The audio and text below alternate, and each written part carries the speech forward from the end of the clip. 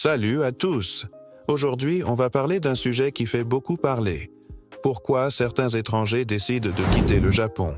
Bien sûr, le Japon reste un pays fascinant qui attire des millions de personnes, mais la réalité n'est pas toujours aussi rose que dans les mangas ou les vidéos YouTube.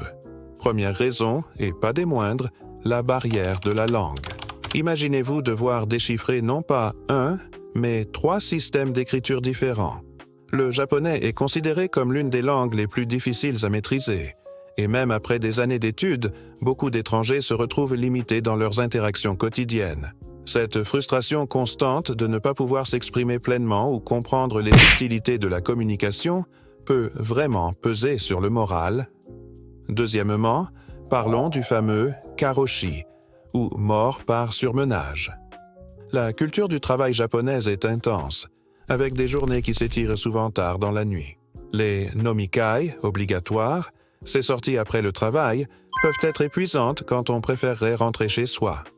Le concept de l'équilibre travail-vie personnelle est souvent très différent de ce qu'on connaît en Occident, et beaucoup craquent sous cette pression constante. Troisième point, l'isolement social. Contrairement à ce qu'on pourrait penser, se faire de vrais amis au Japon peut être un véritable défi. Les relations restent souvent en surface, et il est difficile de créer des liens profonds. Les étrangers se retrouvent souvent entre eux, formant une bulle qui peut paradoxalement renforcer le sentiment d'isolement vis-à-vis de la société japonaise. La bureaucratie japonaise, parlons-en. C'est notre 4e raison.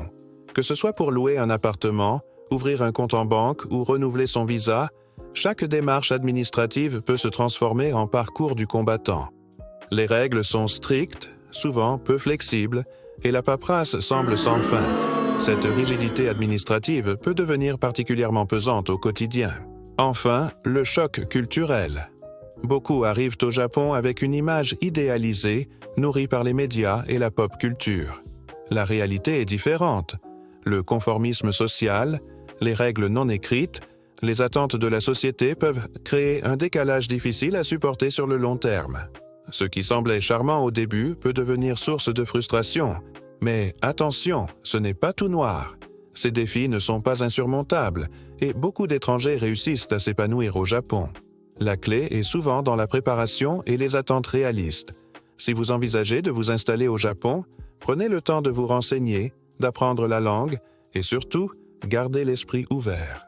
Pour ceux qui vivent ces difficultés, n'hésitez pas à chercher du soutien auprès des communautés d'expatriés ou des associations locales.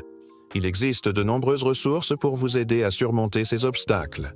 Si cette vidéo vous a été utile, n'oubliez pas de liker et de vous abonner à la chaîne pour plus de contenu sur la vie au Japon. Partagez aussi vos expériences dans les commentaires, c'est toujours enrichissant d'avoir différents points de vue. À très bientôt pour une nouvelle vidéo.